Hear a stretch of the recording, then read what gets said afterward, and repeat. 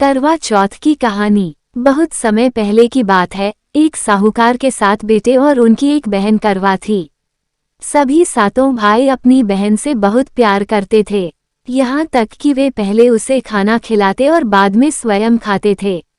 एक बार उनकी बहन ससुराल से मायके आई हुई थी।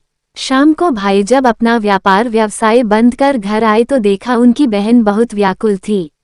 सभी भाई खाना खाने बैठे और अपनी बहन से भी खाने का आग्रह करने लगे, लेकिन बहन ने बताया कि उसका आज करवा चौथ का निर्जल व्रत है और वह खाना सिर्फ चंद्रमा को देखकर उसे अर्घ्य देकर ही खा सकती है।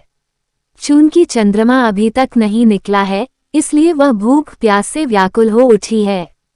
सबसे छोटे भाई को अपनी बहन की हालत देखी नहीं जाती और वह दूर पीपल के पेड़ पर एक दीपक जलाकर छलनी की ओट में रख देता है।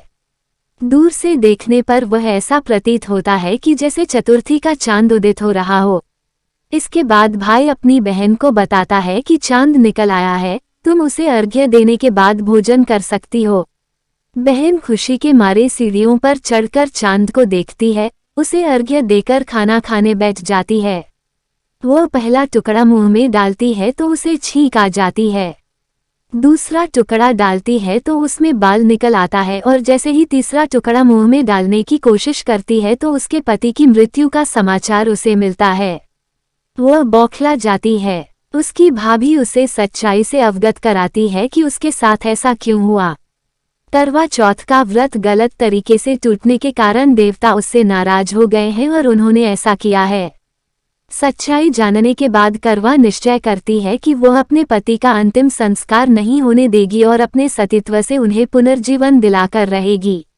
वह पूरे 1 साल तक अपने पति के शव के पास बैठी रहती है, उसकी देखभाल करती है। उसके ऊपर उगने वाली सुईनुमा घास को वह एकत्रित करती जाती है।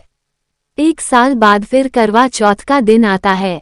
उसकी सभी भाभियां करवा चौथ का व्रत रखती हैं।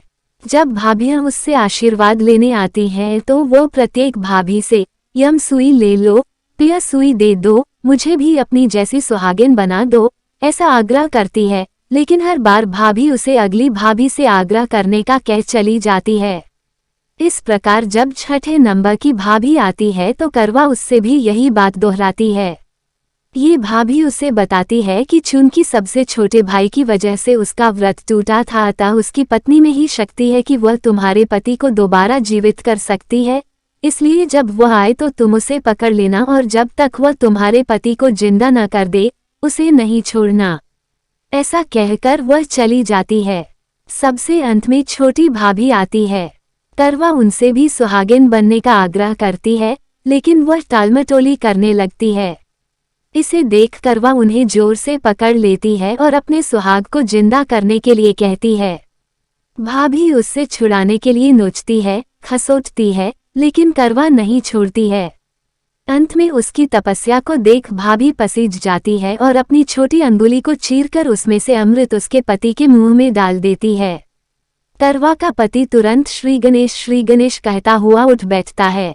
इस प्रकार प्रभु कृपा से उसकी छोटी भाभी के माध्यम से करवा को अपना सुहाग वापस मिल जाता है।